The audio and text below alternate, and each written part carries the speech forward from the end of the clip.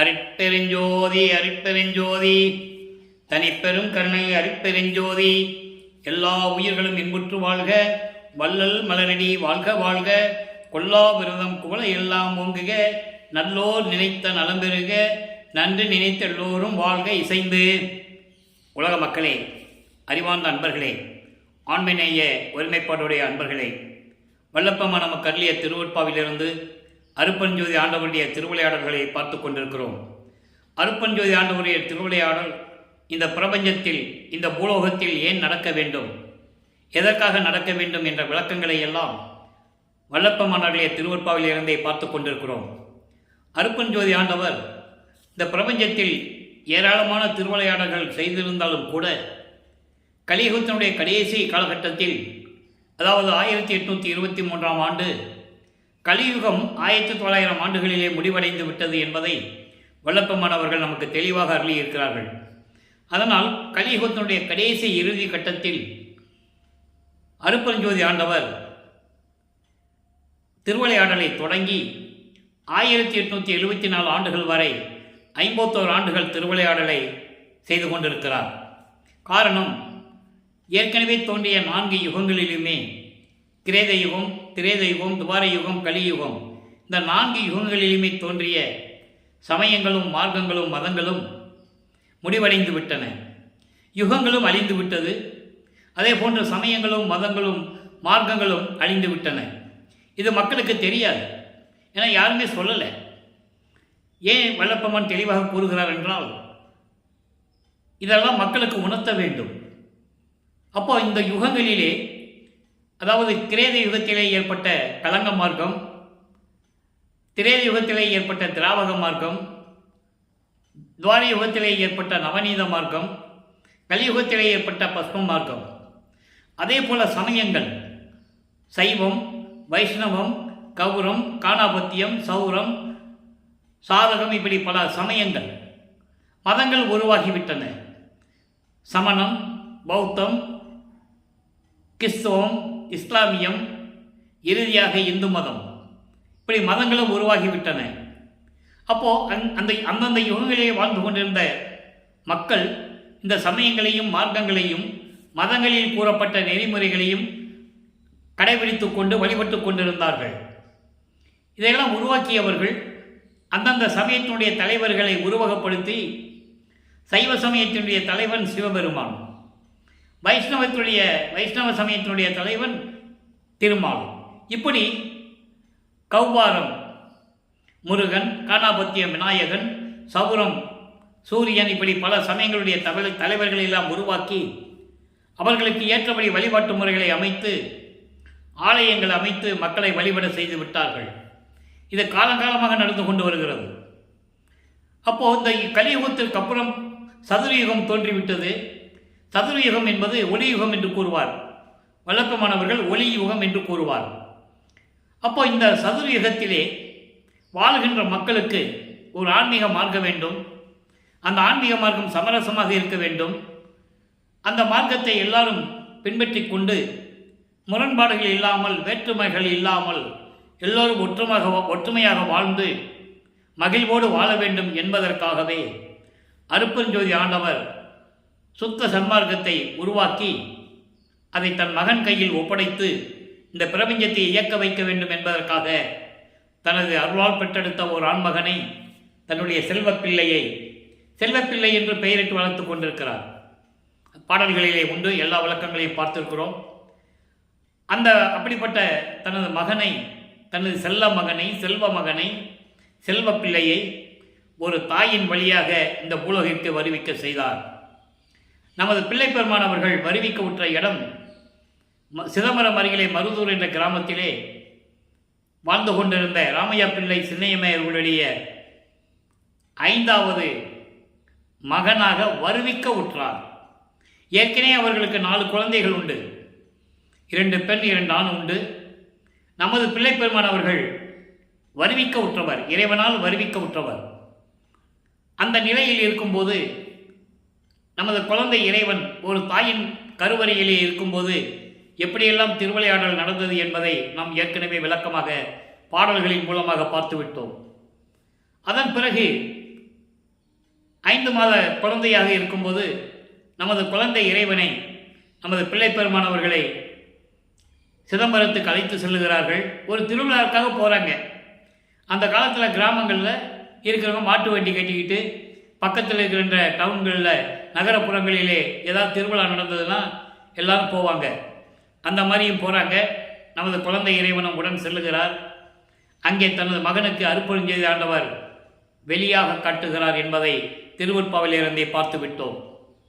தில்லை தளத்தடையை திரை தூக்க தரிசித்த போது வேய் வகை மேல் காட்டாதே எந்தனக்கே வெளியாய் காட்டிய மெய்புறவா மெய்ப்பொருளை என்று கூறுவார். அணிகளை ஆபரணங்களை அணியாமல், பட்டாடை அணியாமல், உருவமாக இல்லாமல் வெளியாக காட்டினாயே என்று கூறுவார். அதுதான் சிதம்பர ரகசியம். தினமும் இந்த தொடர்ச்சிகளை நாம் கூற வேண்டியிருக்கிறது. காரணம், மக்கள் மனிதர்களை பதிய வேண்டும்.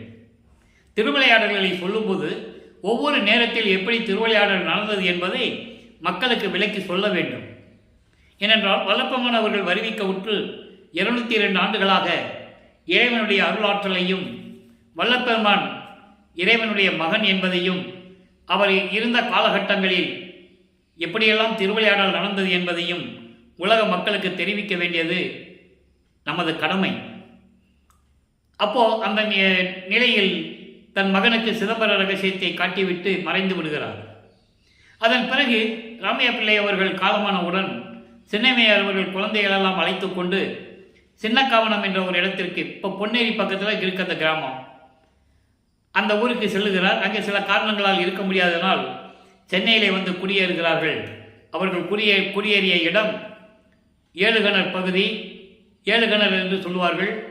அங்கே வீரசாமி முதலியார் தெருவிலே குடியேறுகிறார்கள். இப்போ அதுக்கு பேர் வள்ளலார் நகர். நமது பிள்ளை பெருமானவர்கள், நமது குழந்தை இறைவன் வளர்ந்து கொண்டிருக்கிறார். உலகியலிலே அவரை அதாவது தெய்வ குழந்தைன்னு யாருக்குமே தெரியாது. சாதாரண குழந்தை என்று சொல்லி நினைத்து கொண்டிருக்கிறார்கள். நமது குழந்தை இறைவனும் வளர்ந்து கொண்டிருக்கிறார். பள்ளியிலே சேர்க்க வேண்டிய வயது வந்தவுடனே பள்ளியிலே கொண்டு போய் சேர்க்கிறார்கள். அங்கே அவரால் படிக்க முடியவில்லை என்பதல்ல, படிக்க அவருக்கு அங்கே மனம் இல்லை, மனம் இருக்காது. ஏற்கனவே அருட்பெருஞ்சாண்டவர் அந்த மாதிரி திருவிளையாடல் செய்து கொண்டிருக்கிறார். நான் ஏற்கனவே கூறியது போல தனது மகன் இந்த உலகியல் படிப்பையும் சந்தை படிப்பையும் படிக்கக்கூடாது, யாரையும் குருவாக ஏற்றுக்கொள்ளக்கூடாது என்ற நிலையில் அங்கே திருவிளையாடல் செய்து கொண்டிருக்கிறார். அதனால் இவர் பள்ளியில் படிக்க முடியாதுன்னு வந்துட்டார்.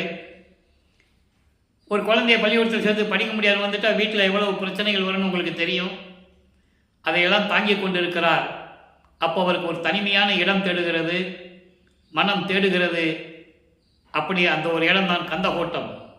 கந்தகோட்டத்திலே உட்கார்ந்து கொண்டு தனது அமைதியான ஒரு நிலையை, அந்த சூழ்நிலையில் இருந்து கொண்டிருக்கிறார். அங்கே வரவங்களாம் சொல்லுவாங்க, ராமலிங்கம் ஏதாவது பாட்டு பாடேன். உலகிலேயே அவருக்கு வைத்த பெயர் ராமலிங்கம். திரு அருட்பிரகாச வள்ளலார் என்பது மக்களால் அழைக்கப்பட்டவர். அந்த பெயர் நிலைத்து விட்டது. அருட்பெருஞ்சாண்டவர் தன் மகனுக்கு வைத்த பெயர் செல்வப்பிள்ளை. கொல்லை என இன்பம் கொடுத்தாய், நினது செல்வப்பிள்ளை என்று எனக்கு பெயரிட்டாய், தெல்லமுதம் அளித்தாய், சன்மார்க்க சங்கத்தை வைத்தாய் என்று கூறுவார். 6ஆம் திருமுறையில் உண்டு. அப்போல்லாம் அவருக்கு சுத்த சன்மார்க்கம் என்னன்னு தெரியாது, அருட்பெருஞ்சாண்டவர் யாருன்னு தெரியாது. சைவ குலத்திலிருந்து வருவிக்க விட்டதனால் சைவங்களும் மதங்களும் மார்க்கங்களும், சமயங்களும் மதங்களும் மார்க்கங்களும் அந்த காலகட்டங்களில் சூழ்ந்து கொண்டிருந்ததனால் இவரும் சிவபெருமானை வழிபட்டு கொண்டிருக்கிறார். சிவபெருமான் என்றும் நமச்சிவாய் என்றும் சிவாய நம என்றும் சொல்லி சிவபெருமானை வழிபட்டு கொண்டிருக்கிறார். இப்படி 8 ஆண்டுகள் ஓடிவிட்டது. 1823ஆம் ஆண்டு தொடங்கிய திருவிளையாடல் 1874 ஆண்டுகள் வரை நடக்கிறது. 51 ஆண்டுகள். இந்த 51 ஆண்டுகளையும் அருட்பெருஞ்சாண்டவர் 8 ஆண்டுகளாக பிரித்து தனது மகனுக்கு அருளை கொடுத்து கொண்டிருக்கிறார். ஆக வருவிக்க உற்ற ஆண்டிலிருந்து 8 ஆண்டுகள் வரைக்கும் எந்த விதமான அருளையும் தன் மகனுக்கு அருட்பெருஞ்சாண்டவர் கொடுக்கவில்லை. 9ஆவது ஆண்டு தொடக்கத்தில், அதாவது 2வது எட்டில் 9ஆவது ஆண்டு தொடக்கத்தில் அவர் முன் தோன்றி, மகனே, நீ என்னால் வருவிக்க உற்றவன் இந்த பூலோகத்திற்கு. முன்பருவம் பின்பருவம் காட்டி உனக்கு அருள் செய்வேன், இப்போ ஞானத்தை பெற்றுக்கொள் என்று சொல்லி ஞானத்தை கொடுத்துவிட்டு மறைந்து விடுகிறார். இப்போ வளர்ப்பமானவர்களுக்கு, நமது பிள்ளை பெருமானவர்களுக்கு இறைவனால் வருவிக்க உற்ற மகன் என்ற நிலை தெரியும். அதன் பிறகு 9வது ஆண்டிலிருந்து 12 ஆண்டுகளுக்குள் சிவபெருமானை எப்படியெல்லாம் வழிபடுகிறார் என்பதை நாம் ஏற்கனவே பார்த்து விட்டோம். 1ஆம் திருமுறையிலிருந்தே பார்த்தோம். 1ஆம் திருமுறைக்கு என்ற பதிகங்களிலே திருவிழி புகழ்ச்சி, விண்ணப்ப கழிவென்பா, நெஞ்சறி உறுத்தல், சிவநேச வெண்பா, மகாதேவ மாலை, திருவருள் முறையீடு, வடிவுடை மாணிக்க மாலை, இங்கித மாலை, மொத்தம் 712 பாடல்கள் உண்டு. இறைவனுடைய திருவிளையாடலை நாம் திருவருள் முறையீடிலிருந்தே பார்த்து கொண்டிருக்கிறோம். திருவருள் முறையீடு மொத்தம் 232 பாடல்களை உடையது. ஒவ்வொரு பாடலிலும் சிவபெருமானை எப்படி வேண்டுகிறார், முறையீடு செய்கிறார் என்பதை பாடல்களின் மூலமாக நாம் பார்த்து விட்டோம். அதன் பிறகு இவ்வளவு ஆண்டுகள் ஆகியும் இறைவனிடமிருந்து அருளை பெற முடியவில்லையே என்ற ஒரு ஏக்கத்தில் அம்மனை பற்றி பாடுகிறார், வடிவுடை மனை பற்றி பாடுகிறார். வடிவுடை மாணிக்க மாலை உருவாகிறது. வடிவுடை மாணிக்க மாலை மொத்தம் 100 பாடல்கள். ஒவ்வொரு பாடலிலும் எப்படி அம்மையை பற்றி கூறுகிறார் என்பதையும், எப்படி வந்து அருள் செய்ய வேண்டும் என்பதையும் பாடல்களிலே கூறியிருக்கிறதை நாம் பார்த்துவிட்டோம். இன்று 59வது பாடல். இதுவரை 58 பாடலுடைய விளக்கங்களை பார்த்திருக்கிறோம். இன்று 59வது பாடல். பாடலை நல்ல கவனிய. ஏமம் உய்ப்போர், ஏமம் உய்ப்போர் எமக்கு என்றே இலக்கில் எடுக்க வைத்த சேம வைப்பே, அன்பர் தேடும் மெஞ்ஞான திரவியமே, தாமமைக்கார் மலர்கூந்தல் பிடிமன் தனி நடையாய், வாம நற்சீர் ஒற்றி மானே, வடிவுடை மாணிக்கமே. இது பாடல். தாயே, நான் ஏற்கனவே தந்தையிடம் நான் முறையீடு செய்துவிட்டேன். உனக்கு தெரியாதது ஒன்றுமல்ல, உனக்கு எல்லாமே தெரியும். நான் உன் கணவனால் வருவிக்க உற்றவன். தந்தையிடம் முறையீடு செய்தும் எந்த அருளையும் நான் பெற முடியவில்லை. உன்னை வணங்குகிறேன் என்று சொல்லி இந்த பாடலை பாடத் தொடங்குகிறார்.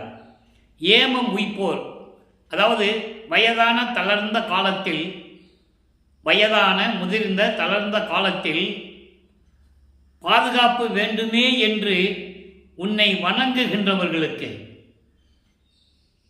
வயதான காலத்தில் நமக்கு ஒரு பாதுகாப்பு வேண்டும், அம்மையினுடைய அருள் வேண்டும் என்று உன்னை வணங்குகின்றவர்களுக்கு என்னை எப்படியாவது காப்பாற்றி முதிர்ந்த காலத்தில், வயதான காலத்தில் எனக்கு பாதுகாப்பு அளிக்க வேண்டும், உனது அருள் வேண்டும் என்று வணங்குகின்றவர்களுக்கு அருளை கொடுத்து பாதுகாத்து கொண்டிருக்கின்ற என் அம்மையே, என் தெய்வமே, மெஞ்ஞான திரவியமே, மெஞ்ஞான அருள் செல்வமே. திரவியம் என்பது செல்வங்கள், அருள் செல்வம், அருள் செல்வமே. தாமமைக்கார் மலர்கூந்தல் பிடிமன் தனி நடையாய், அழகிய கருமேகம் போன்று கரிய கூந்தலிலே புத்தம்புது மலர்களை சூடி அருளோடு விளங்கி கொண்டிருக்கின்ற என் அம்மையே, என் தந்தையின் இடது பக்கத்தில் அமர்ந்து கொண்டிருக்கின்ற மானே, திருவெற்றியூரில் இருக்கின்ற மானே, வடிவுடை மாணிக்கமே, எனக்கு விரைவில் வந்து அருள்வாயாக என்று சொல்லி இந்த பாடலை அருளியிருக்கிறார்கள். தந்தையையும் தாயையும் பற்றி பாடியாச்சு. எந்த விதமான அருளையும் பெற முடியவில்லை. அவர் மனம் ஏங்குகிறது. அப்போ திருவொற்றியூருக்கு போக வேண்டும் என்ற ஒரு நிலை மனதில் மனம் தூண்டி விடுகிறது. மனம் தூண்டி விடுகிறது என்பதை சொல்லுவதை விட அங்கே இறைவனுடைய திருவிளையாடல் நடக்கிறது.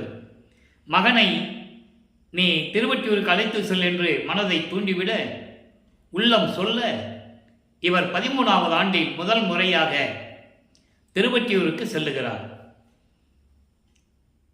ஏழுகணர் பகுதியிலிருந்து திருவொற்றியூர் செல்லுவது நடந்தே செல்ல வேண்டும். நமது குழந்தை இறைவன் 13வது ஆண்டில் திருவொற்றியூருக்கு சென்று அங்கே இறைவனை எப்படி போற்றி வணங்குகிறார் என்பதையும், இறைவனிடமிருந்து எந்த அருளை பெற முடியவில்லையே என்ற இயக்கத்தில் எப்படியெல்லாம் பாடலை அறிவிக்கிறார் என்பதையும் 2ஆம் திருமுறையிலிருந்தே பார்த்து கொண்டிருக்கிறோம். இப்போ வளர்ப்பமானவர்கள் 2வது எட்டில் இருந்து கொண்டிருக்கிறார். 9வது ஆண்டிலிருந்தே 16 ஆண்டுகளுக்குள் என்ன நடந்தது என்பதை 2ஆம் திருமுறையிலிருந்தே பார்த்து கொண்டிருக்கிறோம். இரண்டாம் திருமுறை என்பது மொத்தம் 113 பதிகங்கள், 1207 பாடல்கள். இதுவரை 26 பதிகங்களை நாம் பார்த்திருக்கிறோம். இந்த 26 பதிகங்களிலும் எப்படியெல்லாம் இறைவனை வேண்டினார் என்பதை ஒரு சுருக்கம். தியாகராஜனை பற்றி பாடியும் எந்த விதமான அருளை பெற முடியாமல் அருகிலே இருக்கின்ற திருமுல்லை வாயில் என்ற இடத்தில் இருக்கின்ற இறைவனை பார்க்க போகலாம் என்று சொல்லி அங்கே செல்லுகிறார். அங்கே சிவபெருமானுடைய பெயர் மாசிலாமணி. மாசிலாமணி மாசிலாமணி என்று மனம் உருகி பாடுவார். என்னை இந்த பூலோகத்திற்கு வருவிக்க செய்துவிட்டு இப்படியெல்லாம் என்னை துன்புறுத்திக் கொண்டிருக்கிறாயே, இது நியாயமா? இது தர்மமா? நான் உன் பிள்ளை அல்லவா? உன்னை தேடி வந்தால் ஏன் வந்தாய், எதற்கு வந்தாய், எப்படி இருக்கிறாய் என்று கூட ஒரு வார்த்தை கூட பேசுவதில்லை. உமை போல இருந்து கொண்டிருக்கிறாயே என் தந்தையே என்று சொல்லி மனம் உருகி உருகி பாடுவார். எந்த விதமான பதிலும் இல்லை. அதன் பிறகு ஒருவேளை திருமலை வாயிலை விட்டு திருவள்ளித்தாயத்துக்கு சென்றால் எப்படி இருக்குமே என்று சொல்லி திருவள்ளித்தாயம் என்ற ஒரு இடம் இருக்கிறது, அங்கே செல்லுவார். சென்னைக்குள்ளே இருக்குது. அங்கேயும் போய் பார்த்தா சிவபெருமான் கந்த துணியை கட்டிட்டு இருப்பார் இடுப்பில். இவர் போய் பாடிட்டு சொல்லுவார், தந்தையை எனக்கு ஒரு கந்த துணியை கொடுத்துறேன், நானும் கட்டிட்டு நிற்கிறேன். பெற்ற மகனை தெருவில் விட்டு விட்டானே என்று சொல்லி இந்த உலகம் உன்னை இகழ்ந்து பேசுமே, அதுக்காகத்தான் நான் பயப்படுகிறேன். எவ்வளவு துன்பம் வந்தாலும் நான் தாங்கிக் கொள்ளுவேன். உனக்கென்று ஒரு இழிச்சொல் வரலாமா, பழிச்சொல் வரலாமா, விரைவில் வந்து எனக்கு அருள வேண்டாமா என் தந்தையே என்றெல்லாம் கூறி பாடுவார். எந்த விதமான பதிலும் இல்லை. அதன் பிறகு மறுபடியும் திருவொற்றியூர் சொல்லுகிறார். அங்கே 28வது பதிகம் உருவாகிறது, சந்நிதி முறையீடு. இன்னைக்கு அதில் 2வது பாடலை பார்க்குறோம். பாடலை கவனிங்க. பாலின் நீற்று பரம் சுடரே. இதை ஏன் பாடலின் மூலமாக விளக்கம் தருகிறேன் என்றால், இறைவனுடைய திருவிளையாடலை மக்களுக்கு சொல்ல வேண்டும். அதே நேரத்தில் இறைவனுடைய திருவிளையாடல் மகனிடம் எப்படியெல்லாம் நடத்துகிறார் என்பதையும் சொல்ல வேண்டும். நமது பிள்ளை பெருமான் அவர்கள் குழந்தை பருவத்திலே எப்படியெல்லாம் இருக்கிறார் என்பதை உலக மக்களுக்கு சொல்ல வேண்டும். அதுதான் திருவருட்பாவின் பாடல் மூலமாக நாம் விளக்கத்தை கொடுத்து கொண்டிருக்கிறோம். பாலி நீற்று பரம் சுடரே, மலர்காலின் ஈற்று கதிபர ஏழையேன், மாலின் நீற்று மயக்க அறல் என்று கல் ஆலின் ஈற்று பொருள் அருள் ஆதியே. இது பாடல். பாடலுடைய விளக்கம் பாருங்க. பாடல் உங்களுக்கு புரியாவிட்டால் கூட விளக்கம் மிகவும் அருமையாக இருக்கும். அதாவது பால் போன்று வெண்மை நிறத்தில் இருக்கின்ற திருநீரை பூசிக்கொண்டிருக்கின்ற இறைவனே, பரம் சுடரே, மலர்காலின் ஈற்று கதிபெற, அதாவது உனது மலர் போன்ற மென்மையான திருவடிகளின் அருளை பெறுவதற்காக, உன் திருவடியின் கீழ் அடைக்கலம் அடைய வேண்டும் என்பதற்காக நான் உன்னை வேண்டிக் கொண்டிருக்கிறேன். எப்படி சொல்றா பாருங்க. நான் உன்னை வேண்டிக் கொண்டிருக்கிறேன். இந்த ஏழை மகனின் மயக்கங்களின் பிடியில் சிக்கி இருக்கின்ற இந்த மாயைகளை எல்லாம் நீக்கி, அதாவது இந்த மகன் மயக்கங்களிலும் மாயைகளிலும் சிக்கிக்கொண்டு தவித்துக் கொண்டிருக்கிறேன். உன் அருளை வேண்டுகிறேன், விரைவில் வந்து எனக்கு அருள்வாயாக என்று சொல்லிவிட்டு, கல் ஆல்மரத்தின் கீழ் நின்று கொண்டு அன்று போதனை செய்தாயே, கல்லால் ஆன ஆலமரத்தின் நின்று கொண்டு போதனை செய்தாயே, அப்படிப்பட்ட இறைவனே எனக்கு அருள வேண்டாமா? ஆளின் நின்று ஈற்று பொருள், கல் ஆளின் நின்று ஈற்று பொருள், கல்லாலான ஆலமரத்தில் நின்று அன்னைக்கு உபதேசம் செய்தாயே, அருளை கொடுத்தாயே. இங்கே ஒரு சுருக்கமான விளக்கம் இருக்கிறது. ஏற்கனவே இந்த விளக்கங்களை நான் கொடுத்திருக்கிறேன். 4 பேருக்கு உபதேசம் செய்வார் அந்த ஆலமரத்தின் கல்வியில் நின்று. சனந்தன், சனாதனன், சனந்தகுமரர், சனாதனன், இப்படி 4 பேர். இவங்க 4 பேருக்கும் ஒரு கல்லாலான ஆலமரத்தில் இருந்து கொண்டு உபதேசம் செய்வார் என்பது ஒரு வரலாறு, புராணத்தினுடைய வரலாறு உண்டு. அதைதான் வல்லப்பமன் கூறுகிறார். கல் ஆலமரத்தில் நின்று உபதேசம் செய்தாயே, அருள் கொடுத்தாயே, எனக்கு ஏன் அருள் கொடுக்கவில்லை? ஈற்று பொருள் அருள் ஆதியே, அப்படிப்பட்ட இறைவனே எனக்கு நீ அருள வேண்டும். ஆதியே, ஆதியில் தோன்றிய முதல் கடவுளே. அததான் சமயங்களும் மதங்களும் ஆகமங்களும் வேதங்களும் ஆதி சிவன் என்று கூறுகின்றன. ஆதி சிவன் என்று கூறுகின்றன. இது சமயங்களையும் மதங்களையும் மார்க்கங்களையும் சார்ந்த தலைவன் ஆதிசிவன். அருட்பெருஞ்சாண்டவர் அப்படி அல்ல, சுத்த சன்மார்க்கத்தின் தலைவன். ஆதியும் அந்தமில்லா தோன்றிய இறைவன், சுயமாக தோன்றிய இறைவன் அருட்பெருஞ்சோதி.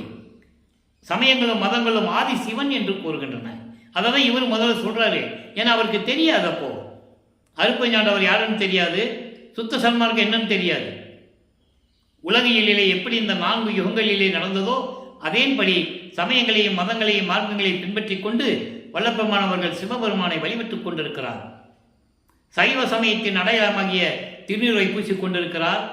உத்தராட்ச மாலை போட்டுக் கொண்டிருக்கிறார். சிவசிவா நமச்சிவாய என்று போட்டி பாடிக்கொண்டிருக்கிறார். எல்லாமும் உண்மை. அதப்போ அவருக்கு அது மட்டும்தான் தெரியும்.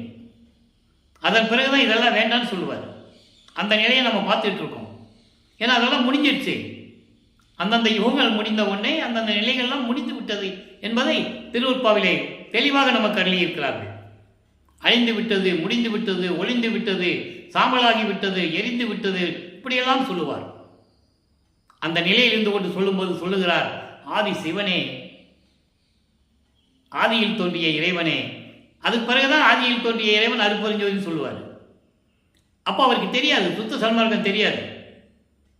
அந்த நிலையில் இருந்து கொண்டு சிவபெருமானை வழிபட்டு கொண்டு இப்படியெல்லாம் கல்லாலான ஆலமரத்தின் கீழ் சனகர், சனந்தனர், சனாதனர், சனந்த குமாரர் 4 பேருக்கு நீ உபதேசம் செய்தாயே, எனக்கு நீ அருள வேண்டாமா? நான் உன் மகன் அல்லவா? விரைவில் வந்து எனக்கு அருள வேண்டும் என்று சொல்லி இந்த பாடலை நமக்கு அருளியிருக்கிறார்கள்.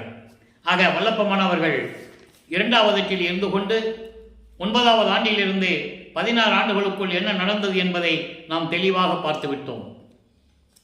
இப்போ 3வது எட்டில் அடியெடுத்து வைக்கிறார். 3 24 17வது ஆண்டிலிருந்து 24 ஆண்டுகளுக்குள் என்ன நடந்தது என்பதை 3ஆம் திருமுறையிலிருந்து, அதாவது 19 பதிகங்களிலிருந்தும் 235 பாடல்களுடைய விளக்கங்களை முழுவதுமாக பார்த்து விட்டோம். அதனுடைய ஒரு சுருக்கம். இப்படி தியாகராஜ பெருமானை பற்றி பாடிக்கிட்டே இருப்பார். இப்போ நிலைகள் மாறும், காலங்கள் மாறுகின்றன, காட்சிகளும் மாறுகிறது. இப்போ இறைவன் காட்சி கொடுப்பார், மறைஞ்சிருவார், பேசுறதில்லை. அப்புறம் திருவுரா வீதி வருவாங்க. இதெல்லாம் அந்த பதிகத்தில் இருக்கின்ற பாடலுடைய ஒரு சுருக்கத்தை சொல்கிறேன். ஏன்னா இது சொன்னாலும் அடுத்த ஸ்டெப்புக்கு நம்ம போக முடியும். அந்த ஸ்டேஜில் எப்படி இருந்தார், 17வது ஆண்டிலிருந்து 24 ஆண்டு வல்லற்பெருமான் எப்படி இருந்தாருன்னு பாடல் மூலமாக நம்ம சொல்லி ஆகணும். திருவொற்றிற்கு போனார், திருவொற்றில் இருந்தார், தெருவே போனாருன்னு பொதுப்படையாக பேசிகிட்டு இருக்காங்க. அது வேற, அந்த விளக்கத்துக்குள்ளே நம்ம போக வேண்டாம். பாடலின் மூலமாக என்ன எப்படியெல்லாம் நடந்தது என்பதை நாம் பார்த்து கொண்டு இருக்கிறோம். இப்படியே இருக்கும்போது இவருக்கு மனசு ரொம்ப கஷ்டமாக இருக்கும். நம்ம போனாலும் பேசுறது இல்லை, காட்சி கொடுக்குறாரு, மறைஞ்சிடுறாரு. தூது அனுப்புவமே அப்படின்னு சொல்லி நாரையை தூது அனுப்புவார், பதில் வராது. கிளிகளையும் தூது அனுப்புவார், பதில் வராது.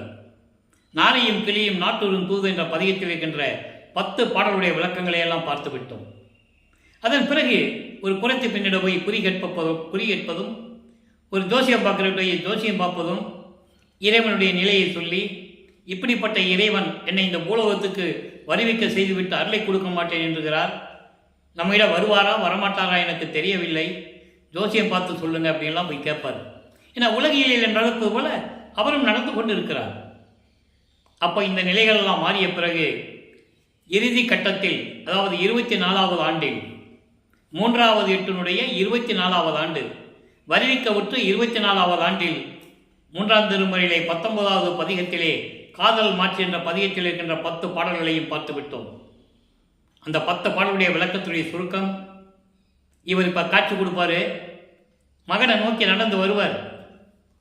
தந்தை வந்து எப்படியாவது அருளை கொடுத்து சொல்லி மகிழ்ச்சியாக கண்ணை மூடிக்கிட்டு மெய் மறந்து இருக்கும்போது பக்கத்தில் வந்து பேச மாட்டார், சும்மா சைகை தான், கையை கன்னத்தை கிள்றது, கொஞ்சுறது, இப்படியே பண்ணிட்டு இவர் திரும்பி கண்ணை முடித்து பார்க்கறதுக்குள்ள அப்படியே திரும்பி யூட்டன் எடுத்து தெருவழியாக ஓடிடுறது. தெருவழியாக ஓடுறார் சிவபெருமான். திரும்பி பார்க்காமல் ஓடுகின்றார்களா சொல்லுவார் பாடலில். அற்புதமாக இருக்கும். நானும் பின்னால் ஓடினேன், ஓட்டத்தை பிடிக்க முடியலையே, முடியாதே அப்படின்லாம் சொல்லுவார். அப்போ அங்கே இருக்கிறவங்க பார்ப்பாங்கல்ல, என்னடா தினமும் இந்த நிகழ்ச்சி நடந்துகிட்டு இருக்க, ராமலிங்கம் அங்கே ஃபேமஸ் ஆகிட்டாரு. ஏன்னா 24 ஆண்டுகள் வரைக்கும் அந்த கோயில் இருக்கிறார்கள. அப்போ அந்த ஏரியா மக்களுக்கெல்லாம் அவருக்கு தெரியும், ராமலிங்கன் ஒருத்தர் இந்த மாதிரி இருந்துக்கிட்டு இருக்காரு அப்படின்னு தெரியும். அப்போ திருவிழையா ஓடும்போது நிப்பாட்டி கேட்பாங்க. இது பாடலுடைய விளக்கம், கதையல்ல, பாடலில் இருக்கு. நிப்பாட்டி கேட்பாங்க. கேட்கும்போது ஏன்பா ராமலிங்கம் ஓடுற அப்படின்னு கேட்கும்போது, அவர் திருவிழையா ஓடினார் சிவபெருமானு, என்னால் பிடிக்க முடியல அப்படின்னு சொல்லுவார். அப்போ அவங்க சொல்லுவாங்கல்ல, என்னப்பா ராமலிங்கம் என்ன சொல்கிற நீ, கலியுகத்தில் இதெல்லாம் நடக்கிற காரியமா, நீ என்னமோ தினமும் வர உன்னை பார்த்துக்கிட்டு தான் இருக்கோம், இப்போ கேட்டால் சிவபெருமான் ஓடுறாரு பிடிக்க முடியலன்னு சொல்கிற அப்படின்னு கேட்பாங்க. அதுக்கு பதில் சொல்லுவார், அப்படிலாம் நினைக்காதீங்க, நான் என்னைக்காவது ஒரு நாள் இறைவனிடமிருந்து அருளை பெற்று விடுவேன், இறைவன் மீது நான் காதல் கொண்டுள்ளேன், அந்த காதலை கனவில் கூட என்னால் மறக்க முடியாதே என்றெல்லாம் சொல்லுவார். அந்த பதிகளுடைய பாடல்களிலும் பார்த்துட்டோம். இப்போ இந்த நிலைகள்லாம் முடிந்த பிறகு 4வது அட்டில் அடியெடுத்து வைக்கிறார். 4:32. அப்போது 25வது ஆண்டிலிருந்து 32 ஆண்டுகளுக்குள் என்ன நடந்தது என்பதை 4ஆம் திருமுறையில் இந்த பாடலுடைய விளக்கங்களை எல்லாம் நாம் பார்த்து விட்டோம். அன்பு மாலை, அற்பகாச மாலை, பிரசாத மாலை, ஆனந்த மாலை, பத்தி மாலை, சவுந்தர மாலை, அபராத மன்னிப்பு மாலை, அதிசய மாலை, 197 பாடல்களுடைய விளக்கங்களை எல்லாம் தெளிவாக பார்த்து விட்டோம். இப்போ அவர் முடிவெடுக்கிறார். இனிமேல் நம்ம எங்கேயும் போகக்கூடாது முடிவெடுக்கிற போது அங்கே ஒரு திருவிளையாடல் நடக்குது. தனக்கோடி அம்மையாருக்கு இவர் தாலி கட்டணும், மனைவி என்ற ஒரு அந்தஸ்து கொடுக்கணும், இல்லற வாழ்க்கையில் வாழ வேண்டிய அவசியம் இல்லை, அது அவருக்கு தெரியும். இப்போ சுத்த சன்மார்க்கம் இருக்கிறது தெரியும், அருப்பஞ்சோதி ஆண்டவர் தான் தன்னுடைய தந்தை என்று அவருக்கு தெரியும்.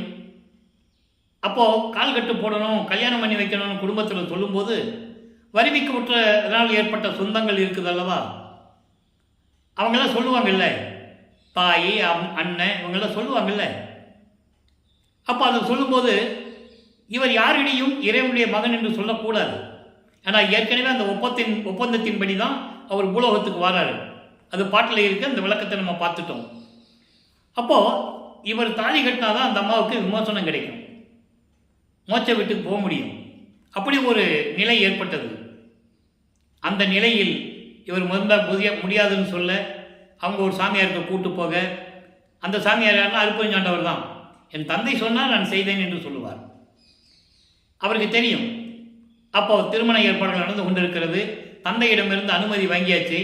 நீ தாலி கட்டு மகனே, அதெல்லாம் ஒன்றும் பிரச்சனை இல்லை, பார்த்துக்கலாம் அப்படின்னு சொன்னார். இவர் தாலி கட்டுறாரு. அந்த விழாவிலே பிரம்மன், திருமால், ருத்திரன் போன்ற வானவர்கள்லாம் வந்து காத்து கொண்டிருக்கிறார்கள் இவரை வாழ்த்துவதற்காக. நம்மளை எல்லாம் ஆளப்போகும் இறைவன், அவருக்கு திருமணம் நடக்கிறது என்று சொல்லி இங்கே வாழ்த்துவதற்காக அமர்ந்து கொண்டிருக்கிறார்கள். அந்த நேரத்தில் அருப்பெருஞ்சாண்டவரும் சிவகாமி வள்ளியும், அதாவது தனது தாயும் தந்தையும் வரவில்லை என்று அவர் மனம் இயங்குகிறது. பாடலிலே சொல்லுவார். மனம் எப்படியெல்லாம் துன்பப்பட்டது என்பதையெல்லாம் பாடலிலே சொன்னதை நாம் விளக்கமாக பார்த்து விட்டோம். அன்று இரவே அருப்பெருஞ்சோதியும் சிவகாமி வள்ளியும் 2 குதிரை மாட்டின தேரில் வந்து எப்படியெல்லாம் மணமக்களை வாழ்த்தினார்கள் என்பதையெல்லாம் இறைவன் சொன்ன சூட்சுமமான விளக்கங்களை எல்லாம் பாடல்களுடைய நிலையிலிருந்து நாம் பார்த்து விட்டோம். இப்போது அந்த அம்மாவுக்கு தாலி கட்டியாச்சு, விமோசனத்தை கொடுத்தாச்சு.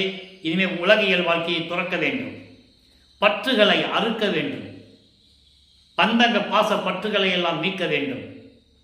இயற்கையாகவே பாசங்களை நீக்குதல் வரும். இறைவனுடைய 8 குணங்கள் அது ஒன்று. தன்மையத்தனாதல், தூய உடம்பினாதல், இயற்கை உணர்வினாதல், ஆற்றல் உடைமை, இயற்கையாகவே பாசங்களை நீக்குதல். அந்த லெவலுக்கு வந்துட்டார். இப்போ இயற்கையாகவே பாசங்களை நீக்குதல் அங்கே வந்து நிற்கிறார். இப்போ வளர்ப்புமான் முடிவில் ஆற்றல் உடைமை, பேரன்பின் உடைமை, வரம்பில் இன்பம் உடைமை, இப்படி 8 குணங்கள் உண்டு இறைவனுக்கு. அதிலே 5வது இடத்தில் நின்று கொண்டிருக்கிறார். இப்போ பாசங்களை நீக்க வேண்டும், நீக்கிவிட்டார். வெள்ளாடை அணிந்து கொண்டார், நீக்கிவிட்டார். சமயங்களையும் மதங்களையும் மார்க்கங்களையும் துறந்து விட்டார். சைவ சமயத்தின் அடையாளமாகிய திருநீர் பூசுவதை விட்டுவிட்டார். உத்தராட்ச மாலையை கழட்டி விட்டார். எல்லா நிலைகளும் முடிஞ்சிருச்சு. சரியை கிரியை யோகம் என்ற 12 நிலைகளையும் கடந்தாச்சு. ஏற்கனவே சரியை என்பது உருவங்களை உருவ வழிபாடு செய்வது, கிரியை என்பது அதற்கு வேள்வி வளர்த்து அந்த தலைவனுடைய பெயர்களை சொல்லி, இவர் சிவபெருமானை கும்பிட்டதனால வணங்கியதனால் சிவபெருமான் நமச்சிவாயா ஓம் சிவாயா என்று சொல்லி அந்த கிரியையையும் கடந்து விட்டார்.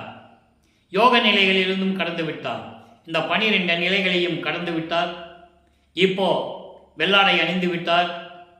இப்போ கதவை சாத்திட்டு உட்கார்ந்துட்டார் வீட்டுக்குள்ளே. அங்கேயே கதவை சாத்திட்டார். சென்னையிலே இருக்கிற வீட்டில் கதவை சாத்தி இனிமேல் எங்கேயும் போகக்கூடாது, தெருவழியோ எங்கேயும் போகக்கூடாது. அதாவது திருவொற்றியூர் போகக்கூடாது, திருமலை வாயில் போகக்கூடாது, திருவள்ளித்தாயத்து போகக்கூடாது முடிவு பண்ணிட்டார். அதுக்கப்புறம் தான் இறைவன் பார்த்தாரு, இனிமே மகனை காத்து வைக்க முடியாது. ஏன்னா ஆண்டுகள் நெருங்கி கொண்டு இருக்கிறது. இப்போ 32 ஆண்டுகள் முடிஞ்சு போச்சு. நீ 19 வருஷம் தான் பாக்கி இருக்கு. 51 வருஷத்தில் 19 வருஷம் பாக்கி இருக்கு. அப்போ இந்த நிலையில் இருக்கும்போது இறைவன் மின்னுலகத்திலே இருந்து பூலோகத்திற்கு அருப்பஞ்சாண்டவர் வருகிறார். எப்படி தனது தந்தை திருவழியை கால் வலிக்க நடந்து வந்து தெருக்கதவை திறந்து எப்படியெல்லாம் அருளை கொடுத்தார் என்பதை பாடல்களின் மூலமாக நாம் ஏற்கனவே விளக்கமாக பார்த்து விட்டோம். அதன் பிறகு மகனே உனக்கு திருநீறு தேவையில்லை என்று சொல்லி முத்தேகத்தையே எப்படியெல்லாம் பெற்றுக்கொள்ளலாம் என்பதையும், தத்துவங்களை எல்லாம் எப்படி கடக்க வேண்டும் என்பதையும், ஐம்பூதங்களை எப்படி அடக்கி ஆளுவது என்பதையும், மரணமில்லா பெருவனுடைய நிலை என்ன என்பதையும் எல்லாமே தன் மகனுக்கு கற்றுக் கொடுக்கிறார். எல்லாத்தையுமே அழித்து விட்டார், அருளினார், பெற்றுக்கொண்டார். இப்போ சுத்த சன்மார்க்கத்தை வாங்க போகணும். இப்போ வல்லப்பமானவர்கள் 5வது எட்டில் இருந்து கொண்டிருக்கிறார். 33வது ஆண்டிலிருந்து 40 ஆண்டுகளுக்குள் என்ன நடந்தது என்பதை திருவருட்பாவின் பாடல் மூலமாக நாம் பார்த்து விட்டோம். அதனுடைய ஒரு சுருக்கம். 33வது ஆண்டில் இவர் தத்துவங்களை கடந்து, அண்டங்களை கடந்து, அந்தங்களை கடந்து, சரியை கிரியை யோகம் என்ற 12 நிலைகளையும் கடந்து, வெளிகளை கடந்து, பரவெளி, பரம்பரவெளி, பராபரவெளி, பெருவெளி, பெருசுகவெளி என்ற வெளிகளையெல்லாம் கடந்து சத்தியஞான சபைக்கு, அங்கே இருக்கின்ற சுத்த சிவஞான வெளியிலே இருக்கின்ற சத்தியஞான சபைக்கு சென்று கொண்டிருக்கிறார். அங்கே மகனை வரவேற்பதற்காக அருப்பஞ்சாண்டவர் எதிர்பார்த்து கொண்டிருக்கிறார். போகின்ற வழியெல்லாம் இவரை போற்றி வணங்குகிறார்கள் மாணவர்கள். அங்கே சத்தியஞான சபை முன்னாலே தேவர்கள், பிரம்மன், திருமால், ருத்திரன் போன்ற அதாவது பதத்தலைவர்கள் மற்றும் சத்தர்கள், சக்திகள், ரிஷிகள், முனிவர்கள் எல்லாமே வெளியே நிற்கிறாங்க. இவர் அப்போதான் முதல்ல போறார். எப்படி 13வது ஆண்டிலே அதாவது திருவொற்றியூருக்கு போனாரோ அதே போல 33வது ஆண்டில் அங்கே சுத்த சிவஞான வெளிக்கு சென்று கொண்டிருக்கிறார். அங்கே மகனை வரவேற்கிறார். எல்லாம் பார்க்குறாங்க. எல்லாரும் வெளியேருந்து தான் பார்க்கணும், உள்ளே போக முடியாது. என்ன நிகழ்ச்சி நடந்தாலும் அங்கே சத்தியஞான சபையில் என்ன நிகழ்ச்சி நடந்தாலும் இவங்க வெளியே இருந்து தான் பார்க்கணும். அது ஏற்கனவே பாடல்களிலே தெளிவாக இருப்பதை நாம் அனுபவ மாலையிலே பார்த்து கொண்டிருக்கிறோம். எதற்காக வெளியே நிற்கிறார்கள் என்ற விளக்கத்தையும் நாம் பார்க்கிறோம். அப்போ மகனை அழைத்து, மகனே 2.5 நாள் ஏதான் இருக்கிறது, உனக்கு மணிமுடி சூட்ட வேண்டும். ஆகவே புத்தாடை அணிந்து, புனித நீராடி புத்தாடை அணிந்து மங்கள கோலத்துடன் வருவாயாக என்று சொல்ல தந்தையின் கட்டளையை ஏற்று அங்கே இருக்கின்ற ஆசன இருக்கையிலே தவிசு என்று சொல்லுவார் வளர்ப்பமான். எனக்கொண்டு இந்த நாய்க்கு ஒரு தவிசு இட்டாயே என்று கூறுவார்.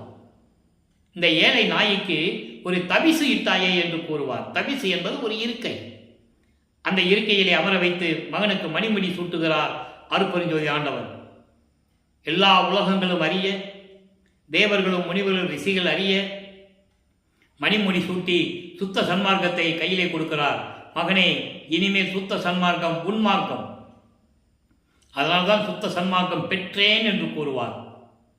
பெரிய சிவ அனுபவத்தால் சுத்த சன்மார்க்கம் பெற்றேன், இரவாமை உற்றேன் கான் தோழி என்று கூறுவார். அந்த விளக்கங்களை எல்லாம் நாம் ஏற்கனவே பார்த்து விட்டோம். அப்போ சுத்த சன்மார்க்கத்தை பெற்ற பிறகு தந்தை சொல்லுகிறார், மகனே, உனக்கு சாகா கல்வியை கற்றுத்தர வேண்டும். ஏம சித்தியை பெற்றுக்கொண்டாய், சாகா கல்வியை கற்றுத்தர வேண்டும். தத்துவங்களை ஏற்கனவே நீ நிகிரம் செய்து விட்டாய். நிகிரம் செய்து விட்டாய் என்பது ஏற்கனவே தத்துவங்களை எல்லாம் கடந்து விட்டாய். தத்துவங்கள் என்பது மொத்தம் 36 தத்துவங்கள். 36 தத்துவங்கள் 60 தத்துவிகள். இந்த 36 தத்துவங்களுக்கு உட்பிரிவுகள் உண்டு, உள்கருவிகள் என்று சொல்லுவார் வல்லப்பமானவர்கள். ஒவ்வொன்றுக்கும் 5 உட்கருவிகள் உண்டு. நிலம் என்றால் அதுக்கு ஒரு 5 உட்கருவிகள் உண்டு. அந்த விளக்கங்களை எல்லாம் ஏற்கனவே நாம் கொடுத்து விட்டோம். தினமும் சொன்னால் நமக்கு நேரம் பத்தாது. அப்போது அந்த நிலைகள் இருக்கும்போது தத்துவங்கள் 36, ஆன்ம தத்துவம் 24, அதாவது விஷ்ணு தத்துவம் 7, சிவ தத்துவம் அதாவது ஈஸ்வரனுடைய தத்துவம், அதாவது ருத்திரனுடைய தத்துவம். ருத்திரன் வேறு, சிவபெருமான் வேறு, ஆதிசிவன் வேறு, அருப்பஞ்சோதி வேறு, எல்லா நிலைகளிலும் விளக்கங்களையெல்லாம் நாம் பார்த்து விட்டோம். ருத்திரன் தத்துவம் 5, இப்படி 36 தத்துவங்கள் எல்லாத்தையும் கடந்துட்டார். அப்போது சுத்த சன்மார்க்கத்தை பெற்றுக்கொண்டாய் மகனே, தத்துவங்களையும் கடந்து வந்து விட்டாய், சாகா கல்வியை கற்றுக் கொடுத்து விட்டால் இறுதியாக கடவுள் நிலை அறிந்து அம்மையமாகக்கூடிய ஒரு நிலை தான் இருக்கிறது. அது ஒன்று தான் பாக்கி. அது எங்கே நடக்குது? மேட்டுக்குப்பம் சித்து வளாகத்தில் தான் நடக்குது. அங்கே தான் கடவுள் நிலையை அடைவது. இது வரைக்கும் கடவுள் நிலையை அடைந்து எல்லா அருளையும் பெற்றுக்கொண்டார். ஆனால் இறைவன் இவரோட கலக்கணும், அருப்பஞ்சாண்டவர் மகனோட கலக்கணும். அதாவது 51 ஆண்டுகள் பிரிந்த தன் சக்தியோடு மீண்டும் அருப்பஞ்சோதி ஆண்டவர் இணைந்து கொள்ள வேண்டும். இறைவன் ஒருவன் என்ற நிலையை உலக மக்களுக்கு தெரியப்படுத்த வேண்டும். மற்ற எல்லா யுகங்களிலுமே எல்லாருமே வந்தவர்கள் எல்லாமே இறைவனானார்கள். சிவன் ஒரு பக்கம் சைவ சமயத்தின் தலைவன், அதிலே உட்பிரிவுகள் உண்டு. முருகன் அவன் ஒரு சமய தலைவன், விநாயகன் அவன் ஒரு சமய தலைவன், முருகன் சூரியன் ஒரு சமயத்துடைய தலைவன்.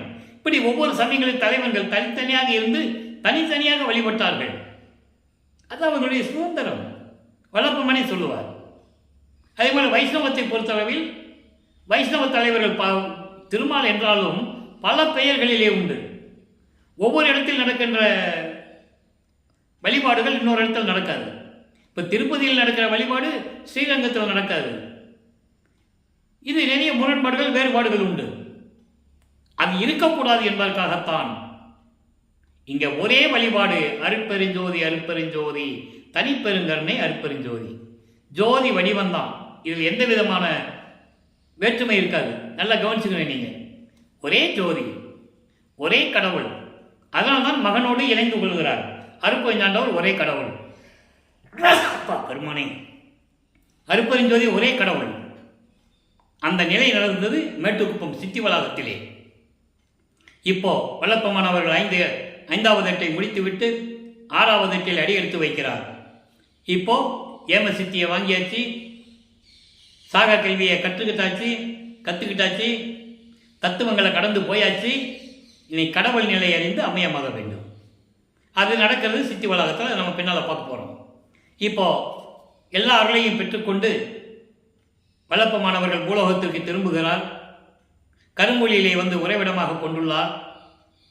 அது ஏற்கனவே கரும்புலிக்கு எப்படி வந்தார் என்ற விளக்கத்தில் நம்ம பேசிட்டோம். அது இறைவனுடைய திருவிளையாடு.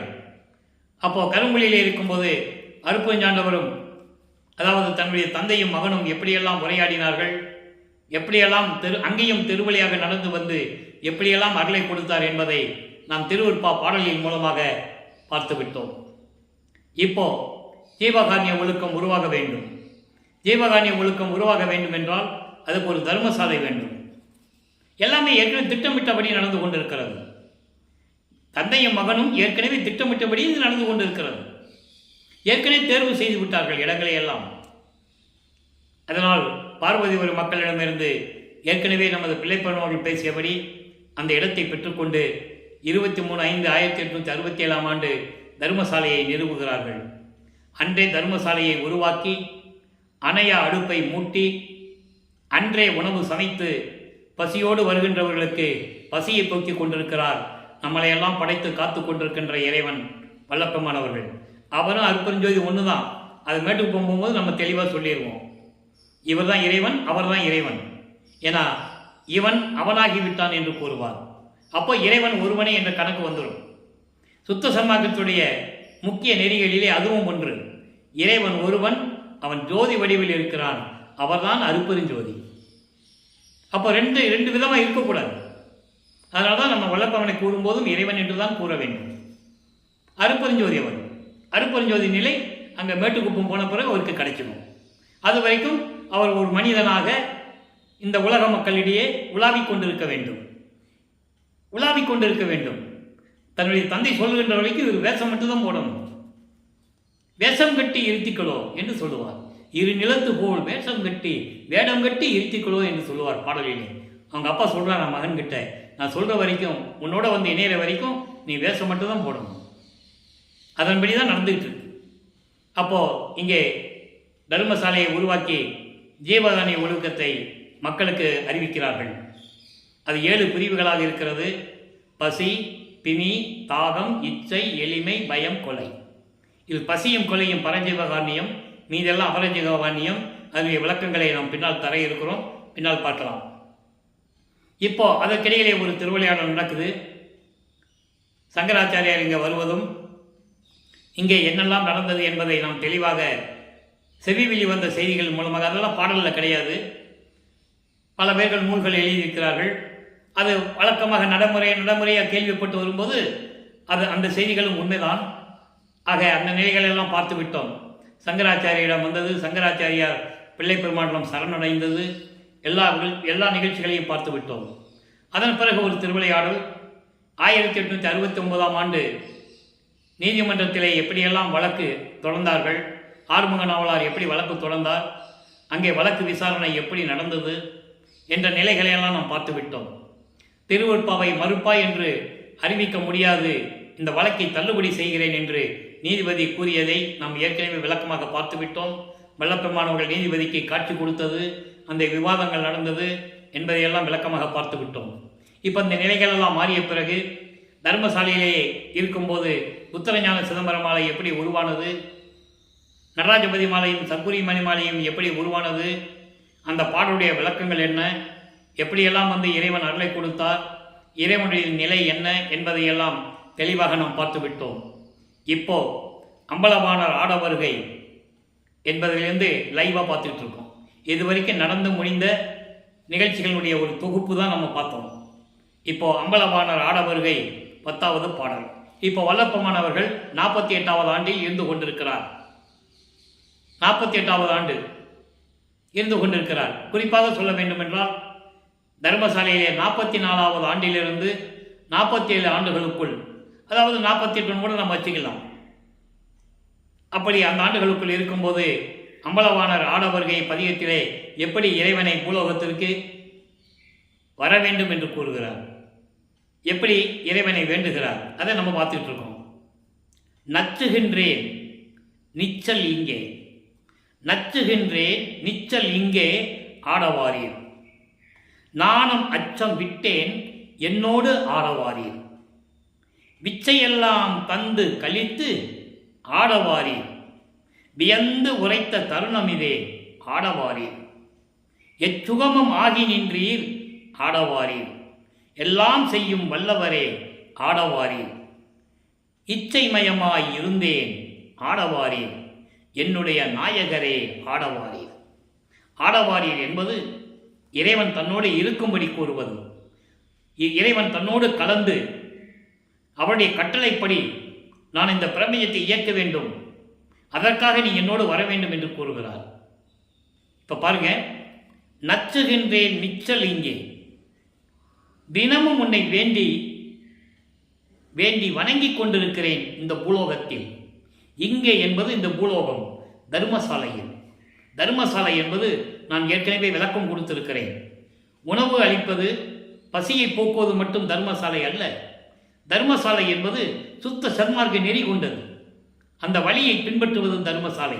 தர்மசாலை என்பது சுத்த சன்மார்க்க நெறிகளை வழிபட்டு, அதாவது அந்த நெறிமுறைகளை வழிநடத்துவது, பின்பற்றுவது, ஏற்றுக்கொள்வது, அதற்கு பெயரும் தர்மசாலை. ஆக 2 நிகழ்வுகளும் ஒரே இடத்தில் நடக்கிறது. அதனால்தான் ஜீவகாருண்ய ஒழுக்கம் அங்கே உருவானது. ஜீவகாருண்ய ஒழுக்கமே கடவுளின் வழிபாடு என்று கூறினார், மோட்ச வீட்டின் திறவுகோல் என்று கூறினார். அப்போ மோட்ச வீட்டின் திறவுகோலை கையில் கொடுக்கணும். அப்போ சுத்த சன்மார்க்கம் தான் திறவுகோல். பூட்டை திறக்கணும், இல்லை மோட்ச வீட்டுக்கு போகணும், பூட்டி இருக்கு. அப்போ திறவுகோல் வந்து சுத்த சன்மார்க்கம். அங்கே ஜீவகாருண்ய ஒழுக்கம் வந்துடும். நீ சுத்த சன்மார்க்கத்தில் இருந்தாலே ஜீவகாருண்ய ஒழுக்கம் அங்கே வந்துடும். அப்போ தான் அந்த பூட்டை திறந்து ஈஸியாக உள்ளே போக முடியும். அதெல்லாம் சொல்கிறாரு, ஜீவகாருண்ய ஒழுக்கமே கடவுளின் வழிபாடு, மோட்ச வீட்டின் திறவுகோல். அப்போ இந்த நிலைகள்லாம் இருக்கும்போது நான் தினமும் உன்னை வேண்டுகின்றேன், வணங்குகின்றேன், விரைவில் பூலோகத்துக்கு வருவாயாக. என்னுடைய நாணம் வெட்கமெல்லாம் போய்விட்டது, என்னோடு வாருங்கள், விரைவில் வாருங்கள். விச்சையெல்லாம் தந்து கழித்து நான் நினைத்ததையெல்லாம் எனக்கு கொடுத்து எண்ணிய நான் எண்ணியவாறு எனக்கு அருளும் தெய்வம். ஆனந்தர்கள் சொல்லுவார் 46வது பதியத்தில், அருள்ஜோதி நிலை என்ற பதியத்தில் 5வது வரியில் சொல்லுவார், எண்ணிய நான் எண்ணியவாறு எனக்கு அருளும் தெய்வம். ஏன் அகவலில் கூட சொல்லுவார், அருப்பஞ்சோதி அகவலில், எப்படி எப்படி எண்ணியது என் மனம் இங்கு எனக்கு அப்படி அருளி அருப்பெருஞ்சோதி, எப்படி விளைந்தது என் மனம் தனக்கு அத்தகைய அருளிய அருப்பெருஞ்சோதி. அதான் இங்கே சொல்றாரு, பிச்சையெல்லாம் தந்து கழித்து எனக்கு எல்லா அருளையும் கொடுத்து மகிழ்வோடு இருக்க வேண்டும் என்பதற்காக நீங்க இங்க ஆடவாரி, நீங்க இங்க வாங்க, உலகத்துக்கு வாங்கன்னு கூப்பிடுறாரு. வியந்து உரைத்த தருணம் இது, நான் விரும்பி இதுதான் நேரம் என்று, இதுதான் நல்ல நேரம் என்று உன்னை அழைக்கிறேன், விரைவில் வருவாயாக என்று தந்தையை அழைக்கிறார். எச்சுகமாகி நின்றீர், எச்சுகமாகி நின்றீர் என்பது பேரின்ப நிலையில் இருந்து கொண்டிருக்கிறேன். பேரின்ப நிலையில், பேரின்ப நிலை என்பது இறைவனுடைய நிலை. பேர் உறக்கம், அரிதுயில் என்று கூறுவார். அதுதான் இறைவனுக்கு பேரின்பம், அதான் அரிதுயில் என்று சொல்லுவார். எச்சுகமாகி நின்றீர், எல்லாம் செய்யும் வல்லவரே. எல்லாம் செய்யும் வல்லவர் என்ன, இந்த பிரபஞ்சத்தை இயக்கிக் கொண்டும் எல்லா அவை வல்லமைகளோடும் விளங்கிக் கொண்டிருக்கின்ற வலிமை படைத்த சுத்த சன்மார்க்கத்தின் தலைவனான அருப்பெருஞ்சோதி ஆண்டவரே, ஆடவாரி சீக்கிரம் வாங்கன்னு கூப்பிடுற. இச்சை மயமாய் இருந்தேன். இச்சை மயம் என்பது நீ என்னோடு மகிழ்ந்து இருக்க வேண்டும் என்று நான் விரும்புகின்றேன், நீ என்னோடு மகிழ்ந்து இருக்க வேண்டும், நான் விரும்புகின்றேன், விரைவில் வாருங்கள் என்னுடைய நாயகரே ஆடவாரி என்று கூறுகிறார். இந்த நிலை மாறிய பிறகு 147வது பதிகம் அனுபவ மாலையிலே எப்படி கூறுகிறார்? 59வது பாடல். அனுபவ மாலை மொத்தம் 100 பாடல்களை கொண்டது. ஒவ்வொரு பாடலிலும் இறைவனிடமிருந்து பெற்ற அருள் அனுபவங்களை மாலையாக தொடுத்து, அதாவது பாடல்களாக தொடுத்து நமக்கு அருளி இருக்கிறார்கள். அதை அனுபவ மாலை என்ற பதிகத்தில் இருந்தே பார்த்து கொண்டிருக்கிறோம். நல்ல கவனிங்க, அற்புதமான பாடல்கள். ஐயமுற்றார் எல்லோரும் புறத்திருக்க, அங்க சொல்றார், சுத்த சிவஞான வெளியில் இருக்கின்ற சத்தியஞான சபையை சொல்றார், ஐயமுற்றார் எல்லோரும் புறத்திருக்க நான் போய், இவர் போறாருங்க, நான் போய் அம்பலத்தே திருநடம் கண்டு அகம் கழிக்கும் போது, ஐயமுற்றார் புறத்திருக்க. ஐயமுற்றார் என்பது இறைவன் மீது சந்தேகம் கொண்டவர்கள், பற்று இல்லாதவர்கள், நம்பிக்கை இல்லாதவர்கள், சுத்த சன்மார்க்கத்தை சேராதவர்கள். ஏன்னா அங்கே இருக்கின்ற முனிவர்கள், ரிஷிகள் எல்லாருமே சமயங்களையும் மார்க்கங்களையும் சார்ந்தவர்கள், 4 யுகங்களிலுமே இருந்தவர்கள், ஆட்சி செய்தவர்கள், 5 தொழிலையும் செய்து கொண்டிருந்தவர்கள். பிரம்மன், திருமால், ருத்திரன், மகேஸ்வரன், சதாசிவம். இந்திரன் இந்திரலோகத்தின் தலைவன். அவனை பற்றி நாளைக்கு சொல்ல போறோம். அடுத்த பாடல நாளைக்கு அவனை பற்றி சொல்றாரு வளர்ப்பமான். நாளைக்கு அந்த பாடல் வரும். இன்னைக்கு பாடல் பாருங்க. எல்லாரும் புறத்திருக்க, எல்லாரும் வெளியில் இருக்க, அம்பலத்திலே திருநடம் கண்டு, எங்கே? திருச்சி சம்பலத்திலே சுத்த சிவஞான வெளியிலே 16வது நிலையிலே இருக்கின்ற அந்த வெளியிலே நின்று கொண்டு அருள்நடனம் செய்து கொண்டு திருவிளையாடல் செய்து கொண்டிருந்த இறைவனை நான் பார்த்து உள்ளம் மகிழ்ந்து இருக்கும் போது, அகம் கழிக்கும் போது, உள்ளம் மகிழ்ந்து கொண்டிருக்கும் போது, மையகத்தே பொருந்தாத வள்ளல் அருக அனைத்து. மையகத்தை பொருந்தாத வள்ளல். மை அகம் என்பது சமயங்களையும் மதங்களையும் மார்க்கங்களையும் ஜாதிகளையும் சாராத இறைவன். அப்படிப்பட்ட இறைவன் அருப்பெருஞ்சோதி ஆண்டவர். அதனால்தான் அருப்பெருஞ்சோதி அருள்ல சொன்னார், சாதியும் மதமும் சமயமும் பொய்யென ஆதியில் உணர்த்தி அருப்பெருஞ்சோதி. சாதியும் மதமும் சமயமும் காணா ஆதி அநாதையாம் அருப்பெருஞ்சோதி. பொறித்த மதம் சமயம் எல்லாம் பொய் பொய்யே, அவற்றில் புகுதாதே, சிவம் ஒன்றே பொருள் என கண்டறிந்தேன். சிவம் என்பது அருப்பெருஞ்சோதி. இது ஞானசரியில சொன்னார். உடைந்த சமயக்குழி நின்று எழுந்து உணர்மின் அழியா ஒரு நெறியாம் சன்மார்க்க திருநெறி பெற்று வந்தேன். அந்த சாக்கடைக்குழி இந்த வெளியே வந்துருங்க. சமயங்கள் மதங்களும் தேவையில்லை, இறைவனுக்கு உகந்ததல்ல என்று சொல்லுவார். அதை தான் இங்கே சொல்றாரு, மை அகத்தே பொருந்தாத வல்லன். இதெல்லாம் சேராத இறைவன், சாதிகளையும் மதங்களையும் மார்க்கங்களையும் சாராத இறைவன் அருக அணைத்து வாமகனே என்று சொல்லி என்னை அருகில் அணைத்து என் மடி பிடித்தார், என் இடையை பிடித்தார். இதை ஏன் இடையை பிடித்தார் என்று சொல்கிறார் என்றால், நான் ஏற்கனவே கூறியிருக்கிறேன், இந்த அனுபவமாலை பாடல்கள் 100 பாடல்கள் முழுவதிலுமே தன்னை மனைவியாகவும் இறைவனை கணவனாகவும் வர்ணனை செய்திருப்பார். ஏனென்றால் இந்த காதலை சொல்ல வேண்டும் என்றால் ஒரு ஆணும் பெண்ணும் இருக்க வேண்டும். அப்போதான் அந்த காதலை சொல்றதுக்கு ரொம்ப இனிமையாக இருக்கும். அதுக்காக இந்த பாடலில் சொன்னதை தவிர வேற ஒன்றும் இல்லை. அவர் என்னை அணைத்து கொண்டார்னு சொல்றதுக்கு மடி பிடித்தார்னு சொல்றார். மடி பிடித்தார், நானும் அவர் அடி பிடித்து கொண்டேன். நான் உடனே அவர் காலில் விழுந்து திருவடியை பற்றி கொண்டேன் சொல்லிட்டாரா. இப்போ என்ன சொல்லிட்டாரு, யாருமே சத்தியஞானிகளுக்குள்ள போக முடியாது, எல்லாமே வெளியில் இருக்கிறாங்க. நான் போய் அவருடைய திருவிளையாடலை கண்டு அருள் நடனத்தை கண்டு மனம் சந்தோஷமா இருக்கும்போது என்கிட்ட வந்து எப்படிப்பட்ட இறைவன், சாதிகளையும் மதங்களையும் சமயங்களையும் மார்க்கங்களையும் சாராத இறைவன் என்னுடைய கைப்பிடித்து, அதாவது இடையை பிடித்து என்னை அருகில் அணைத்து கொண்டார். நானும் அவர் திருவடிகளை பற்றி கொண்டேன் சொல்லிட்டு சொல்றாரு, மெய் அகத்தே நம்மை வைத்து விழித்திருக்கின்றாய் நீ. மெய் அகத்தே நம்மை வைத்து விழித்திருக்கின்றாய் நீ. தந்தை மகனிடம் சொல்லுகிறார், உனது உள்ளத்திலே உண்மையாகவே என்னை நினைத்து கொண்டு என்னை வணங்கிக் கொண்டு வாழ்ந்து கொண்டிருக்கிறாய். அதான் விழித்திருக்கின்றாய் என்று சொல்லுகிறார். நல்லா கவனிக்கணும். விழித்திருக்கின்றாய் என்றால் தூங்காமல் இருக்கின்றாய் என்று பொருள், தூங்கக்கூடாது. அதான் பாடலில் சொல்லுவார், அஞ்சலை நீ மகனே, தூங்காதே மகனே, துஞ்சலை மகனே என்றெல்லாம் சொல்லுவார். அந்த பாடலுடைய விளக்கங்களே பார்த்துட்டோம். எந்நேரம் என்னை உள்ளத்தில் நினைத்து கொண்டு என்னையே வணங்கிக் கொண்டு கண்களை மூடாமல் தூங்காமல் விழித்துக் கொண்டிருக்கிறாய் நீ. எப்படி சொன்னார் பாருங்க. ஏன்னா அப்படி இருக்கக்கூடாது. இறைவனுக்கு தூக்கம் இருக்கக்கூடாது, பசி இருக்கக்கூடாது, மலம் ஜலம் கழிக்கக்கூடாது. அதை ஒரு பாடலிலே கூறுவார். அப்போ உங்களுக்கு ஒரு சந்தேகம் வரலாம், சின்ன வயசுல அங்கெல்லாம் இருக்கும்போது அவர் சாப்பிட்டுருப்பாரு, அப்படியெல்லாம் என்ன ஆச்சு கேட்கலாம். அதுக்கும் பதில் சொல்றேன். நான் சமயங்களிலும் மதங்களிலும் மார்க்கங்களில் இருந்த அந்த காலகட்டங்களில், சிறு வயது முதல் நான் இருந்த காலகட்டங்களில் நான் உண்ட உணவெல்லாம் அமுதமாயிற்று. தெளிவாக சொல்லுவார். அதாவது விட்லாச்சாரி படத்தில் பார்த்துருப்பீங்க, சாப்பாடு ஒரு இடத்துக்கு எல்லா இடத்துக்கும் இவர் அரக்க என்ன பண்ணுவான், வாயை திறப்பான், எல்லா சாப்பாடு வாய்க்குள்ள வந்து சேரும், சாப்பிடுவாங்க. ஆனால் சாப்பாடு உள்ளே போகுமா போகாதுன்றது நிலைகள் இருக்கிறது. இவர் சாப்பிடும்போது மற்றவங்களுக்கு சாப்பிட்ற மாதிரி தெரியும், ஆனால் அதெல்லாம் அமுதமாயிரும்.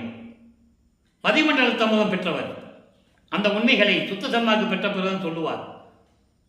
அப்போ அந்த நிலையில் இருக்கும்போது அதான் சொல்றாரு, விழித்து இருக்கின்றாய் என்று சொல்லுவார். விழித்து இருக்கான்னு தூங்காமல் இருக்கிறன்னு அர்த்தம் இல்லை. விழித்திருக்கின்றாய் என்பது தூங்காமல் இருக்கின்றாய் என்று சொல்லுவது நூல் விளக்கம். இங்கே விழித்திருக்கான் என்பது சுத்த சன்மார்க்கத்தின் விளக்கம். இறைவன் கொடுத்த விளக்கம் என்னவென்றால், தூங்காமல் இருக்கின்றாயே, என் நேரம் என்னை மனதில் வைத்துக் கொண்டு இறைவன் உள்ளத்தில் இருக்கும்போது எப்படி தூங்க முடியும்? அப்ப விழித்திருக்கின்றாய் நீ, விளங்குக. விளங்குக என்றால் என்ன? இந்த பிரபஞ்சம் அறியும்படி நீ விளங்குவாயாக. விளங்குவாயாக என்றால் நீ அருளோடு திகழ்ந்து கொண்டிருப்பாயாக. 7 உலகம் அறியும்படி, விண்ணுலகமும் மண்ணுலகமும் எல்லாரும் அறியும்படி நீ அருளோடு விளங்கிக் கொண்டிருப்பாயாக சொல்லிட்டு அடுத்து சொல்வார் பாருங்க, சன்மார்க்க நிலை விளக்குக. சன்மார்க்க நிலை விளக்குக. ஏன் விளக்குகன்னு சொல்றாரே? மக்களுக்கு சொல்லணும். அதுக்காக தான் வருவிக்க விட்டுறார். ஆன்ற சன்மார்க்கம் அணிபெற என்னைத்தான் ஈன்று அமுது அளித்த இனிய நற்றாயேன்னு சொல்லுவார். அதை இங்க சொல்றாரு, சன்மார்க்க நிலை விளக்குக. உலக மக்களை எல்லாம் ஒன்று திரட்டி சுத்த சன்மார்க்கத்துடைய நிலையை நீ அவங்களுக்கு விளக்கி சொல்ல வேண்டும். எல்லாரையும் சுத்த சன்மார்க்கத்தில் சேர்க்க வேண்டும். அதாவது அங்க சொல்லுவாரு இன்னொரு பாடல்ல, அகத்தை கருத்து புறத்தை வெளுத்திருந்த உலக அனைவரையும் சகத்தை திருத்தி சன்மார்க்கத்தை அடைவித்திட அவரும் இகத்தை பரத்தை பெற்று மகிழ்ந்திடுவதற்கென்றே என்னை உகத்தே இறைவன் வருவிக்க உற்றேன். இந்த கலியுகத்தில், யுகம் என்பது கலியுகம், இந்த கலியுகத்தில் நான் இறைவனாகவே வருவிக்க விட்டேன் என்று கூறுகிறார். அதான் அருளை பெற்றேன் சொல்லுவார். அருளை பெற்றேன் என்ன அர்த்தம்? இறைவனாகவே வருவிக்க விட்டேன். அந்த நிலை நீங்க சொல்றாரு, சன்மார்க்க நிலை நீ விளக்குக என்று எனது கையகத்தே ஒரு பசும் பொற்கணமும் புனைந்தார். நான் ஏற்கனவே சொல்லியிருக்கேன், காப்பு, பொற்காப்பு, பட்டகம். அதாவது உலகியல்ல சொல்லுவாங்க, மன்னர் இளவரசருக்கு பட்டம் சுட்டும் போது கையில் ஒரு காப்பு அணிவார். ஏன்னா அது ஒரு அடையாளம், இளவரசன் என்ற ஒரு அடையாளம். அதே போல் ஊரில் ஒரு நாட்டாமை வயதாக விட்டாலோ இல்லை இறந்து விட்டாலோ அந்த நாட்டாமை அணிந்திருந்த கையில் அணிந்த காப்பை மகனுக்கு அணிவிப்பார்கள். அதுக்கு ஒரு விழா கோலம் எடுப்பார்கள். அதான் இங்கே நடக்குது. எங்கே? சத்தியஞான சபையில் எல்லாரும் முன்னிலும் அது நடக்குது. காப்பு அணிகிறார். இளவரசன் பட்டம் என்ற ஒரு பட்டத்தை சுற்றி, இனிமேல் இந்த பிரபஞ்சத்தை இயக்கக்கூடிய தகுதி உனக்கு தான் உண்டு மகனே என்று கூறி அந்த காப்பை அணிவிக்கிறார். ஒரு பசுமண் பொற்கமும் புனைந்தார். கருணையில் தாய் அணையர் கண்டாய் என் தோழி. மனைவியிடம் சொல்லும்போது உலக மக்களுக்கு சொல்றார், அவர் தாயின் அன்பு உள்ளம் கொண்டவர். தாய் அன்பு எப்படி இருக்குமோ அவ்வளவு அன்பு கொண்டவர். உலக மக்களே, இறைவன் என்னை அணைத்து கொண்டு இப்படியெல்லாம் அருளை கொடுத்து பிரபஞ்சத்தை இயக்குவதற்காக ஆணையிட்டு எனக்கு ஒரு பொற்காப்பும் அணிந்து மணிமுடி சூட்டி எல்லா அருளையும் கொடுத்தார் என்ற நிலையை உலக மக்களுக்கு கூறுகிறார். நல்லா புரிஞ்சுக்கணும் நீங்க. அப்போ இந்த நிலையில் இருக்கும்போது எல்லாருமே அங்கே வணங்குகிறார்கள். யாரே? வளர்ப்பமனை. ஏன்னா அடுத்த இந்த பிரபஞ்சத்தை இயக்க போகிறது அவர் தான். அதான் பாடல்ல சொல்றாரு, வருவித்த வண்ணமும் நானே, இந்த மாநிலத்தை செய்யும் வண்ணமும் நானே. நான் எதுக்காக வருவிக்க விட்டேன்? இறைவனால் வருவிக்க விட்டேன். சுத்த சன்மார்க்கத்தை உலக மக்களுக்கு பரப்ப வேண்டும். உலக மக்கள் எல்லாம் சுத்த சன்மார்க்கத்தில் இணைய வேண்டும். சுத்த சன்மார்க்க நெறிகளை உலக மக்களுக்கு சொல்ல வேண்டும். அதற்காகத்தான் நான் வருவிக்க விட்டேன். அதே நேரத்தில் இந்த பூலோகத்தை, இந்த பிரபஞ்சத்தையும் ஆளக்கூடியவன் நான் தான். நான் தான். இதுக்கு யாரு? என் தந்தை அருளை கொடுத்தால் நான் பெற்றுக்கொண்டேன் என்று கூறுகிறார். ஆக இந்த பிரபஞ்சத்தை இயக்கொண்டிருப்பார் வல்லற்பமானவர்கள். எல்லாருமே வணங்குகிறார்கள். அதை ஒரு பாடலிலே கூறுவார். அந்த பாடலை நான் ஏற்கனவே விளக்கம் கொடுத்திருக்கிறேன். வாலி என்று என்னை வந்து மால் அயன் ஆதியோர் அருட்பேர் ஆளி என துதித்து ஏத்த புரிந்தாய். எங்க நடக்குது? அங்கே சுத்த சன்மார்க்க சபையிலே. அங்க முடி சூட்டுகிறார், பொற்காப்பு அணிகிறார். இவர்தான் இனிமேல் பிரபஞ்சத்தை இயக்கப் போகிறார் என்று அருட்பஞ்சாண்டவர் கூறுகிறார். அதற்கு பிரம்மன், திருமால், வானவர்கள் எல்லாம் எங்களை ஆளப்போகும் அருள்கடலே என்று வணங்குகிறார்கள். அற்புதம்! நீடூழி அன்றே எனக்கு சாகா வரமும் உவந்தளித்தாய். அவங்களுக்கு முன்னாலே எல்லாம் கொடுத்துட்டேன்னு சொல்ற. வாலி மன்றோங்க மறுப்பெறிஞ்சோதி என் மன்னருளே என்று கூறுவார். ஆக இறைவன் இந்த அருளை பெற்றதையும் மாணவர்கள் எல்லாம் அவரை வணங்குவதையும் தெளிவாக நமக்கு அருளியிருக்கிறார்கள் வல்லப்பமானவர்கள். எனவே அன்பர்களே, நீங்கள் எல்லாம் சுத்த சன்மார்க்கத்தில் இணைந்து அருட்பெருஞ்சோதி ஆண்டவரை வணங்கி ஜோதி வழிபாடு செய்து அருட்பெருஞ்சோதி அருட்பெருஞ்சோதி தனிப்பெருங்கனை அருட்பெருஞ்சோதி என்ற மகாமந்திரத்தை உச்சரிக்க வேண்டும். இறைவனை வணங்க வேண்டும்.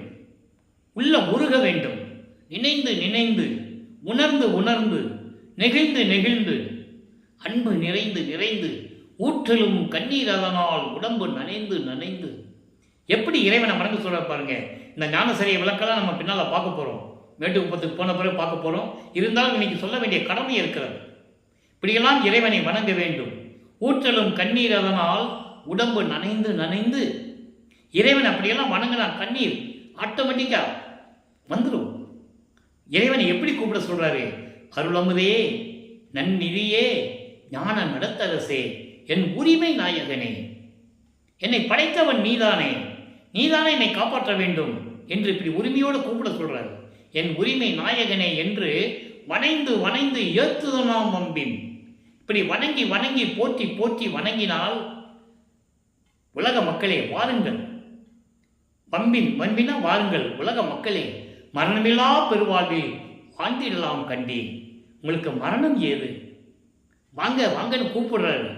புனைத்துறையேன் பொய் புகழேன். நான் வேணும்னு சொல்லலை, கதை கட்டி சொல்லலை, கற்பனையா சொல்லலை, சத்தியமே சொல்லுகின்றேன். ஒரு இறைவன் மக்களிடம் சத்தியம் பண்ணுவது எவ்வளவு பெரிய அற்புதம் பாருங்க. ஏன் மக்களிடம் சத்தியம் சத்தியம் சத்தியம் என்று சொன்னார்? உலக மக்கள் அறியாமையில் இருக்கிறார்கள், இன்னும் தெரியாமல் இருந்து கொண்டிருக்கிறார்கள்.